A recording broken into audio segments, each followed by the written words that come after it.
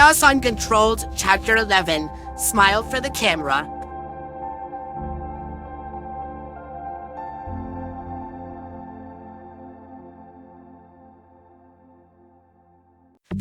Scarlet had many questions for the doubles, and her mind was buzzing with excitement. They all seemed very nervous about her, and out of respect, she hadn't brought the cameras up yet. She would have to gain their trust first. Looking at each of them, Scarlet couldn't pick out who would be the easiest to reassure. Sonic was tapping his fingers together and was practically bouncing out of his seat. The constant hyperactivity she was seeing was quite the contrast from the Sonic she already knew. The Sonic she already knew was perfectly content to sleep on the roof and stay still as long as he could run if he wanted to. But this new one looked like staying still for even a minute would be a huge challenge for him. Tails had an anxious expression on his face and was holding a device tightly in his hand, and his gaze kept flicking around the cameras. The little fox appeared to be analyzing each of them carefully. What was he worried about? The Tails she knew was smart and analytical, so this one was probably similar and had come up with something. But the exact reason for his concern was currently unknown to her. Knuckles sat still and tense, like he was ready to spring up and attack at any moment. His gaze was locked onto her, and Scarlet had a good feeling that if he deemed her a threat, he would not hesitate to attack her. So she just had to be friendly and non-threatening. Hello, my name is Scarlet Garcia. I'm a reporter and I was wondering if I could ask you some questions. What kind of questions? Newer Tails tilted his head and narrowed his eyes. He had a slightly different voice and spoke quite similarly to the one she knew, but it was hard to tell from just one sentence. Well, for a start, who are you? The three of you look just like Sonic, Tails, and Knuckles. Are you clones? Robots? From another universe? Or something else? Newer Tails pulled the other two closer and started to whisper to them while pointing at the cameras. Was Newer Tails scared of being found by someone or something? All the cameras are on. Tails still appeared attentive, but the trio nodded at each other. Well, we're Sonic, Tails, and Knuckles from a different universe. I know it's totally mind-blowing. Newer Sonic sounded like a kid, an actual kid. Were all of them younger or something? They were smaller and fluffier, even with the mud caking their fur. Amazing! Two Sonic the Hedgehogs? Fans all over are going to go wild over this. Something about what she said seemed to slightly offend Newer Sonic. My name is Sonic Wachowski, actually. Wachowski? That was a shockingly human-sounding name. Most of Sonic's friends just go by their species in place of their last name, with the two exceptions being Amy Rose and Tails per hour. Neither of their last names felt too far away from their literal naming conventions that people from Sonic's world seemed to follow. But Wachowski sounded like it belonged to someone she could meet on Earth. And don't forget about my brothers. They're awesome too. His brothers? Did he mean Tails and Knuckles? She was pretty sure that wasn't the case with the familiar versions as far as she knew. Yep, those three are brothers. We're just as surprised as you are. Then I assume you are Tails Wachowski and Knuckles Wachowski. Newer Knuckles gave a small nod. Yep, you got it. Newer Tails' namesake twitched, and he had a happy expression as he got squished in the middle of a hug. You three must have had a very different past to end up as brothers. That appears to be so. While we have not heard their story, but we know their past is very different from our own. Newer Knuckles spoke far more formally than she was expecting, and in an entirely different accent, too. It was a far contrast from the familiar Knuckles, who could be rather rude and blunt at times. Would you mind saying a few words on that during the interview? We literally just told our story to these guys and it was pretty difficult. So maybe not. We do not wish to repeat our tale at this time. It is long and begins with tragedy. Telling our counterparts required a great deal of trust. We will not tell it to strangers we cannot see. Scarlet stayed quiet. Looks like the most interesting part of this will be off limits. Alright, if you really don't want to, I understand. Thank you. Alright, Now I have one more question to ask you before we begin with the interview properly. Apparently, one of the Sonics was seen at the origin of the lightning blast. Are you able to comment on that? The trio pulled each other into a huddle again to whisper something to each other. It's probably not smart to tell everyone about what happened. The lightning and subsequent blackout was a massive citywide event. Without answers to those questions, the public are going to start coming up with their own theories, and they might even come after Sonic. Scarlet couldn't be completely sure yet, but she was pretty sure her prediction was accurate. No, there's no way we're letting everyone know they were involved. So he was the cause. Familiar Knuckles' eyes widened in realization at what he just revealed. Why don't you want to tell people about these three's involvement? These three aren't anything like you've seen from us so far. It might be dangerous for some things to be common knowledge. Scarlet searched the familiar in Kidney's face. He did take pretty much everything seriously. Was it really this big of a deal? I think we should go with Mr. Knuckles on this one. We do not want Dr. Eggman to know much about them, and even if Gunn has no intention to take them away, some people may fear them and demand action. Scarlet could understand their hesitance now. Gunn did attempt to bring Sonic and his friends into custody when they first arrived here, and Gunn's history wasn't exactly clean in this world. Perhaps in theirs, similar or maybe even worse things had happened. But one thing was still bothering her. Everyone was so insistent that they were dangerous. Well, Noah's Sonics did cause a blackout, but what else could the trio do to garner such a reaction? Don't worry, if we begin the interview with me, I can explain the lightning was a result of them being transported here, and it is not something the public needs to be concerned about. Scarlet nodded and signaled for her team to start setting up the cameras. So, this means we can be seen by everyone on Live TV and not be in danger. Yes, I'm always ending up on live TV, and I'm fine. Familiar Sonic shrugged. He wasn't really bothered by the fame or public opinion. He just did what he thought was the right thing to do. Oh my gosh, this could be my chance. I can finally achieve one of my dreams. Noah Sonic excitedly shook his tail's arm. I'm going to be on Live TV and everyone's going to see me. Scarlet couldn't help but smile at him. She'd experienced many kids try to go on TV by trying to get in the background of one of her news reports. And this Sonic seemed just like them. While the newer Tails and Knuckles didn't look as enthused as their brother did, they looked more relaxed. So, what will you be asking us? We're just gonna ask some questions to get to know you better. Like, what's your favorite colors, for example? I do not see how what color I like is significant. I gotta agree with my other me. I never get why people ask questions like that. It's just small talk, Knuckles. A jumping off a point for a bigger conversation. Familiar Knuckles looked at Amy with a puzzled expression before shaking his head and muttering under his breath. Miss Garcia, we are ready to go. Wonderful. Scarlet brushed herself off and everyone shuffled around the room to prepare for the interview. Victor looked over the damaged street. It was a familiar sight. He had seen the aftermath of plenty Eggman battles, and this was a perfect example of one. The scorched hearts, the rubble, the senseless destruction. Whatever bot had done this had already fled the seas and left no identifying features behind. See anything that proves your Eggman's here?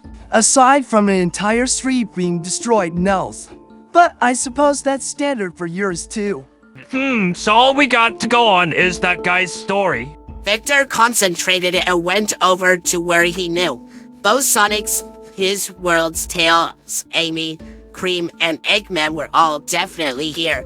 His boys, both Knuckles, Tom and Maddie's Tails, and possibly their Eggman were probably all here too, despite it not being confirmed. The moon had one of its sides made out of mechanical parts, probably Eggman's fault, and the world was mostly populated by humans. Wait, listen. Vanilla had lifted one of her ears and was pointing to where it sounded like a struggle was happening. A silent look passed between the group, and each of them cocked their weapons, or fists in Vector's case, ready to fight. Well, he's gonna escape, you know. Then help me. No way! I don't want to get hit in the face. Vector knew those voices. It was Espio and Charmy. Vector dropped his fists and stance and ran towards them. When rounding the corner, he found Espio struggling to keep Bokun in his arms, while Charmy flew around his head, adding unhelpful comments. At the sight of them, Vector couldn't wipe the grin off his face. Boys! All three of them paused and turned to Vector. Dexter! Charmy instantly flew over and latched himself around Vector's neck.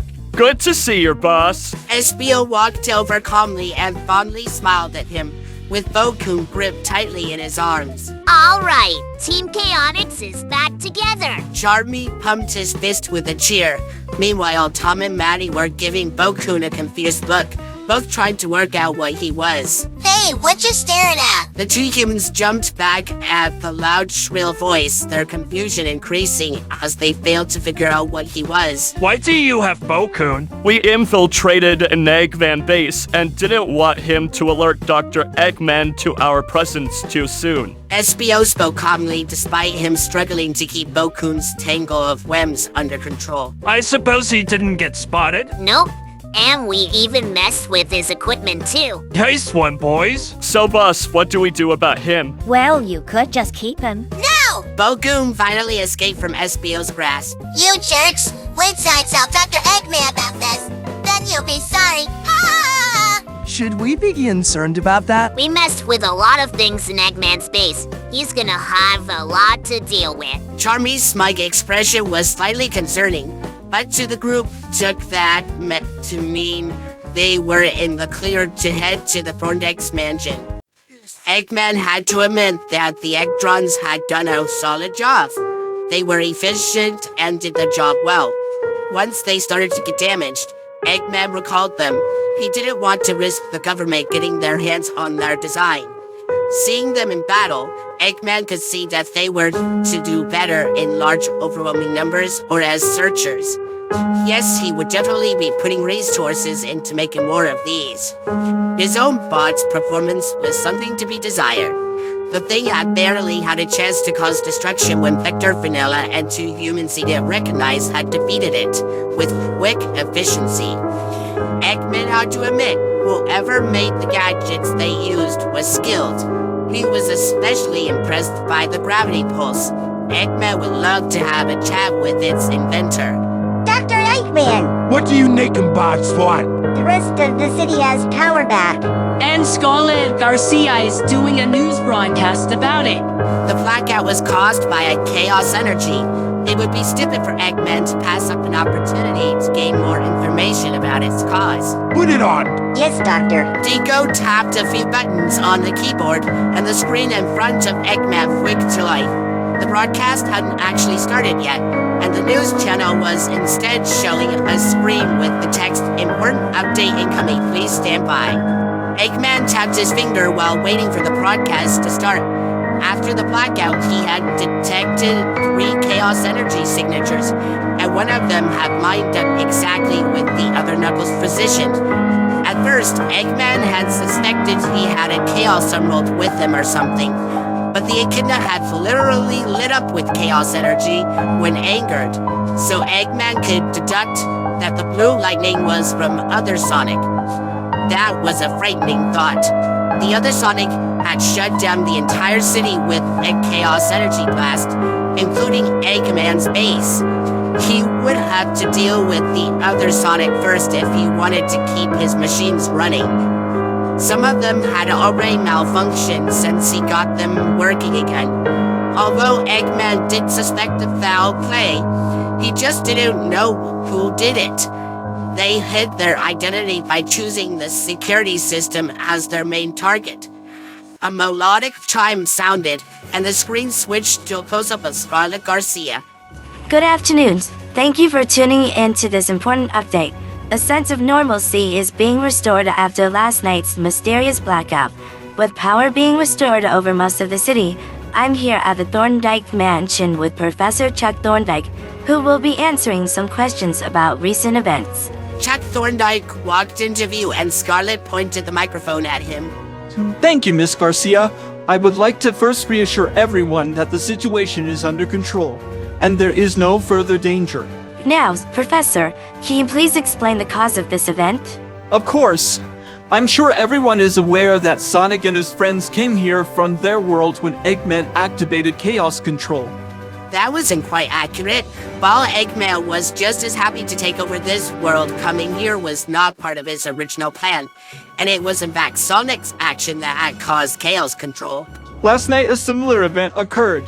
Okay, Eggman did have to admit some part in this occurrence of Chaos Control, but yet again, Bokun had ruined his plans and made everything worse. And that event caused another version of Sonic, Knuckles, and Tails to be brought into this world. The camera panned away from the professor and to the couch where the other versions were sitting. Nothing in particular stood out. They looked like the trio, both with a few changes, but that was to be expected.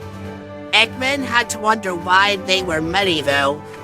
During this event, there was a huge blast of chaos energy. That was what caused the blackout. Eggman was annoyed. He already knew that. This didn't come anything useful. These alternate versions aren't a perfect parallel, and in fact have very different histories to the versions we know.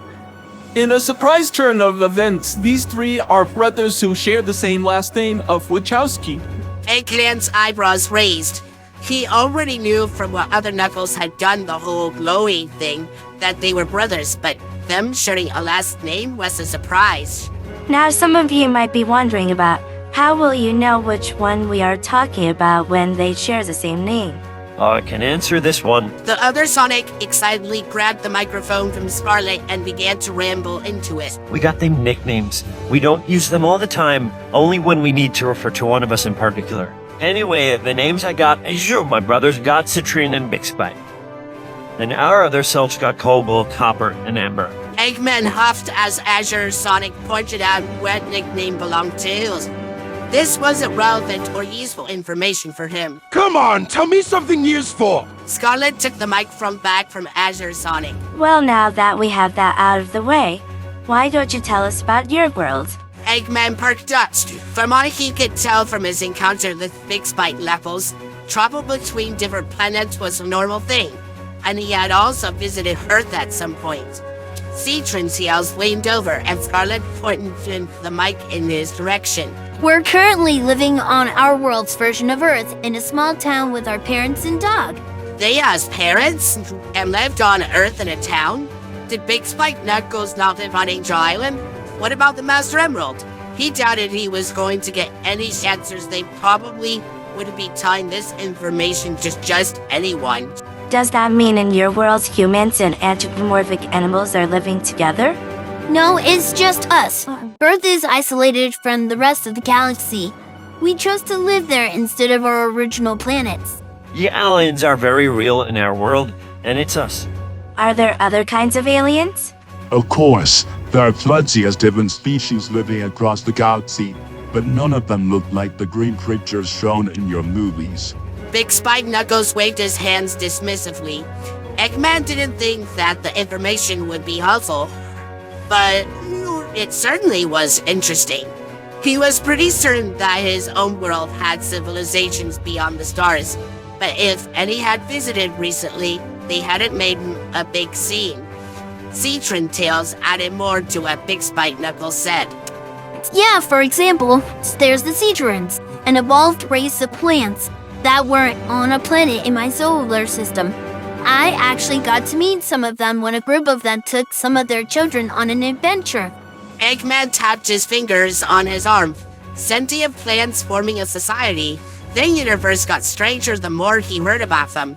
Unless, did Citrons exist in his homeworld too? But what if this one? It was parallel to the one Sonic had come from. But how far across the universe did that extend? Eggman shook his head. If he got too caught up in his thoughts, he'd miss something important. There is also the hive mind species, the Black Arms. It's best to avoid them. Had Eggman heard of them before? He thought back to his grandfather's notes. Yes, he had. They had a brief mention in Gerald's notes for Project Shadow. They weren't from Earth's universe, but the same one as Sonic. Although it talked about specimens being rare due to an attack from a strange robotic army years ago. How Gerald had access to them despite Earth being. I've never really met any other aliens, but I know there's these scavenger dudes that travel around and don't really live anywhere. Azure Sonic shrugged, but his brothers nodded to confirm the accuracy of what he said. Well, that's absolutely fascinating. But back on to you three. You said you live on Earth with your parents. What about your Dr. Eggman? Do you have a version of him in your world? Immediately, the trio became more serious. Our Eggman did a lot of bad things, but he's gone now. He shouldn't bother us anymore. Both Eggman's lair and the room was silent after Azure Sonic spoke, and the implications sunk in. As far as these others' versions knew, the other Eggman was out of commission in some way. His friend was supposedly connected to the other him in some way. Now Eggman was even more suspicious of them. Right. Well, then what's something you three spend your days doing? Well, some days we go on adventures all over Green Hills. We help out the town, and some days we go to school. Not all days, though. We're still kind of in a weird transition phase. We're not exactly used to human schools, so we're doing things a little different than normal. The room of the interview expressed their surprise. The other him and his friend were going after what was fairly clearly a group of children. How severe were their fights? Big Spike Knuckles have proven to be pretty powerful. That was probably a part of the other him's motivation. That level of chaos energy was truly something to behold. Eggman wanted some of it. Surely there was a way to get some of it without being too cruel to a kid. These adventures of yours, I assume you get covered in mud regularly? It is a common occurrence. May I ask why you're covered in it today? He started it. Azure Sonic did not look sorry at all, as his brothers pointed at him. If one of us get muddy, all of us get muddy. Wachowski Brothers law. I shall keep that in mind the next time I am covered in mud. Knuckles is 100% serious about that. He will not be forgetting. Eggman grimaced and let the interview fade into the background as it switched to less important questions. He didn't care about their favorite cartoons, movies, or food. He didn't care that the trio's pranks would escalate to ridiculous extremes. It was all so mundane. They were living peaceful lives. Well, as peaceful as they could when they were powerful children living in an unfamiliar planet. Eggman let the interview play in the background, just in case something relevant would come up. He had more important things to do, like working on his plans for world dominations. Plan had to be adjusted due to these new versions, no doubt. So between what his friend had sent him and the brilliant idea Eggman had just come up with, this one had to be a slam dunk. While he didn't fully trust them, this friend provided some genuinely good insight, so he was going to run this plan by them first. Eggman could hardly believe he hadn't thought of it before. Half the moon was his technology. He has the potential for more influence now than ever before. Tom, Maddie, Vanilla, and Team Chaotic stood at the entrance to a massive house. Maddie rolled her shoulder that had the tote bag with the Master Emerald in it. I guess this is the place. Maddie took a breath and knocked the door. It took a few seconds, but a sharply dressed man appeared at the door. Can I help you? Hi, is this the Thorndike Mansion? Pardon me if I am assuming, but are you the mother of a young lady by the name of Cream? Yes, that's my daughter. Is she here? The man nodded once before turning back into the room and calling into it. Miss Cream, there is someone here to see you. There was light footsteps, then a little rabbit girl squeezed herself past the man. Once she caught sight of Vanilla, she ran to her and Vanilla dropped the metal pole and scooped her up into a hug. Those around the scenes, hearts were warmed at the reunion. The man then turned back to Tom and Maddie. May I ask who you two are? I'm Tom and this is Maddie. Tom paused for a second to think. This man knew about Cream and was in the photo they saw, so it should be safe to ask him. Wait, do you know about another version of Sonic, Knuckles, and Tails? You are Tom and Maddie Wachowski, yes? They both nodded. Ah, I see. You are their parents. Yes, we are. This is wonderful news. Straight this way. Tom and Maddie looked back at Team Chaotix and the two rabbits. Go on, we'll see you in a minute. The man introduced himself as Mr. Chnaka, and he led them to what appeared to be a lounge room, where a news crew was packing up. They knew they were other people in the room, but the two of them were laser focused on their three kids, sitting on a towel on one of the couches, with dried mud blotches all over their fur. They would expect nothing less from the little troublesome trio. Sonic was the first to spot them. Mom? Dad? The little hedgehog launched himself off of the couch and into their arms, with their other two kids following seconds after. All five of them had tears of joy in their eyes, and none of them wanted to let go of each other. Maddie ran a hand along each of their heads comfortingly, and they pressed themselves further into the hug. Mother, Father, we're so happy you found us. Us too, Red. Tom tapped his eldest son on the shoulder with a warm smile. The Wachowskis kept hold of each other for a few more minutes before feeling comfortable of letting go. Mom, Dad, look, there are other us's here. Tails pulled their arms and pointed to the rest of the room. The camera crew in one of the bar corners had paused in the middle of packing up to watch the scene, and a few humans that they recognized from the magazine earlier were watching silently. And scattered around the room were alternative versions of their kids, as well as a pink hedgehog that had been a part of all the photos. Maddie believed her name was Amy. Oh, yeah. To make things easier, we got a nickname system. There, Sonic ran around and rambled about the nicknames for each person and pointing out the names of each others in the room. Tom and Maddie were, well, used to their middle child's quick ramblings by now, and could easily follow along with what he was saying. When he returned to them, Maddie whooped him on the nose. I think you should have gone with Blueberry. Her kid playfully pushed her hand away. Mom, you're embarrassing me in front of me. Perhaps we should have gone with one of Mother's nicknames instead. That's a good idea, spiky little Elmo. Mother! While Maddie teased their kids, Tom walked over to the alternate version of Sonic. He was reclining on the windowsill with his eyes casually watching the room. If only his version of Sonic would sit that still like this. It was not an ability he appeared to possess. So, you're the other me's dad, huh? It was very weird to Tom to talk to someone who looked so much like Sonic, and yet acted so different. Yep, I do my best to look after him and give him a good place to grow up. I don't need anything like that. But if that's the life other me wants. I don't get it though. Well, to me, home's whatever place I'm free to run. What happens is you get hurt. Well, my friends are often around if I need them. Tom found it very interesting how his Sonic had such a strong sense of home, and how important Green Hills as a place and its community was to him, while this other Sonic was more of a wanderer and traveler. Maddie finished teasing her kids and reached into the tote bag to pull out the Master Emerald and handed it to Knuckles. Immediately, the echidna latched onto it and pulled it close to his chest. Thank you, Mother. It is a relief to know the Master Emerald is safe.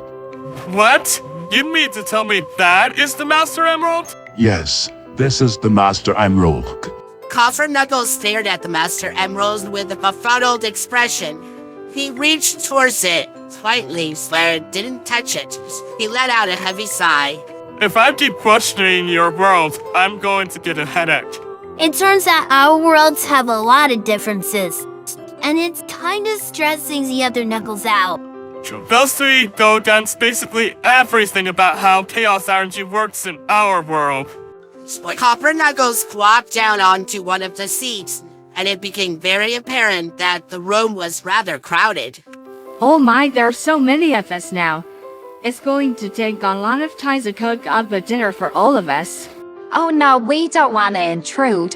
Nonsense. By the sounds of it, your boys didn't have dinner last night. I simply have to remedy that. Thank you for offering, but we really just want to go home. How? You're stuck here just like us, Soap. Nope, because we got portal rings. Azure Sonic reached into his quills and pulls out 2 small golden rings. These rings look quite similar to the ones Kobold Sonic uses to boost his power. Chuck looked at the ring in curiosity, and the little hedgehog handed one over to the professor. He held it up to the light and turned it over in his hands a few more times before handing it back. How do they work?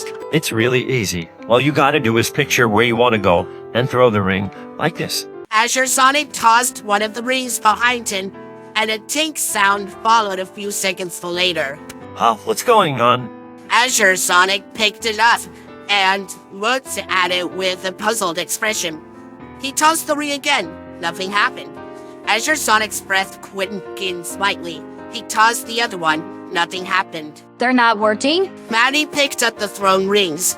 Tom noticed that his hedgehog son was beginning to panic and crouched down next to him to provide comfort. Dad, do you have any spare rings? Azure Sonic looked up at his dad and leaned into his side. Hold on, let me check. While Tom opened his wallet to check, Citron Tails looked through his backpack. Maybe that's not the problem. Maddie peered out the window and threw a ring. A golden portal of light opened, revealing the garden outside. An identical one could be seen through the window.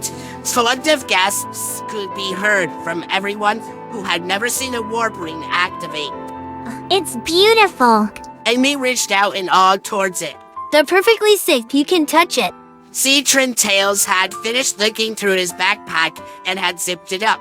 The group, unfamiliar with the rings, all got up and stood close to it. Some circled around it, and a few apprehensively stepped through it and back. Kobold Sonic stepped back and forth multiple times through the ring. Say, these things are pretty cool. How many do you got? The Wachowski family had checked, and between them they had 5. A noise got everyone's attention, and the large gold ring disappeared, leaving Chuck outside. The man was unbothered and simply climbed through the window. They don't last that long. But anyway, how are we going to get home now? No offense, but I don't want to be stuck here forever. Don't worry, Sonic. Just because the warp rings didn't work doesn't mean we are stuck here forever. We still don't know what sent us here. Citron Tails tapped his chin thoughtfully and added some notes to his Miles Electric. For us, it was the Chaos Emeralds. Whatever brought us here, I am sure there is a way to reverse it. Our tribe is strong, and we will return home. Yeah, now that we're all together, my gosh, I just remembered Ozzy. If we're stuck here, what's going to happen to him? Davey, relax. He's at the clinic, remember? He got that bee sting on his foot, and we want to make sure he stayed off of it for a few days. All right. Our canine companion will be cared for during our absence. Well, if you were stuck here for now, you might as well stay here. Are you sure? Of course. This is a mansion. We have plenty of rooms. We wouldn't want to intrude. Don't worry, we've already been dealing with this thought. We'll be happy to have you. The Wachowskis looked anxious, but accepted the offer. The evening was starting to approach, and they didn't really have any other options. So you'll be staying for dinner after all, then? Ella clapped her hands together and excused herself from the room. Vanilla, Cream, Amy, and Mr. Tanaka followed her into the kitchen. Team Chaotix attempted to follow, but Vanilla stopped Vector and Charmy, claiming that she knew how messy cooks they were, especially when together. Espio, however, was allowed into the kitchen. He was supposedly quite skilled with a knife and could make delicate and precise cuts. Well, I think that's my cue to leave. But Uncle Sam, aren't you going to stay for dinner? Sorry, Chris. I gotta get my car back to base. I've already been here for a while. Besides, you know me. I prefer a quick meal. Chris looked disappointed like he wasn't staying, but waved goodbye as the man left. Well, it sounds like you're settling down for the evening. We'll take our leaves too. Scarlett shook hands with Chuck and thanked him for allowing her to do an interview. She briefly introduced herself to Tom and Maddie before leaving. With the news crew gone and a few people in the kitchen, the room didn't feel as crowded. Vector grumbled slightly that he wasn't allowed to help cook. He didn't feel like Being someone who sat around like this while others cooked for him, it didn't feel great to him. The Wachowskis stayed close together on one couch, with the three kids sitting in between their two parents. Their counterparts watched this interaction with a mix of emotions. It was so strange to see how close they were. Big Spike Knuckles taps Maddie's arm, calls her mother, and asks her if they can play a game of baseball once they return home. He was quickly joined by his brothers, who were just as enthusiastic about the idea. I'll have you know I'm quite a fan of baseball. Now you've got their interest. And we once played against Eggman for 2 Chaos Emeralds. Did you win?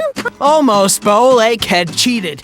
He attacked me with a robot and escaped with his Chaos Emerald. We never actually finished the game. Yeah, and who said that was a bad idea? Me.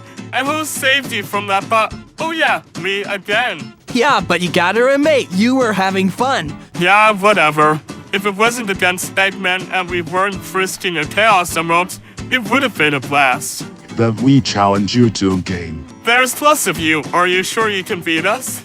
We are a greatly skilled team. I believe we can. Grandpa, this sounds like an awesome idea. Can we do it? Well, we'll have to see if we're able to reserve the Diamond Stadium for a game. And with a match this interesting, we'll no doubt get it. All right. Wachowski versus Thorndyke. A matchup that spans different dimensions. Copper Knuckles opened his mouth to interrupt Azure Sonic and remind him that he wasn't a Thorndyke. But was cut off by the little hedgehog's continued dramatics. Chuck left the room to make the call, and once Azure Sonic settled, the conversation eventually drifted to Chris's family. They were often not around, and Chris was left under the care of Chuck, Mr. Tanaka, and Ella most of the time. Victor wanted to meet and talk with his parents. By the sounds of it, they loved him, but they were very out of touch. Poor kid missed them often. The Wachowski brothers could sympathize with that feeling of loneliness. During the conversation, Copper Knuckles was noticeably antsy, and he told them that the unusually high levels of chaos energy was messing with his senses.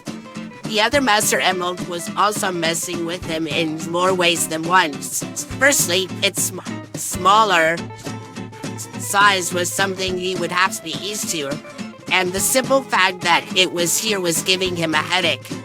It was the Master Emerald and felt like the Master Emerald, but it was wrong. He felt a vague connection to it, but not a full one.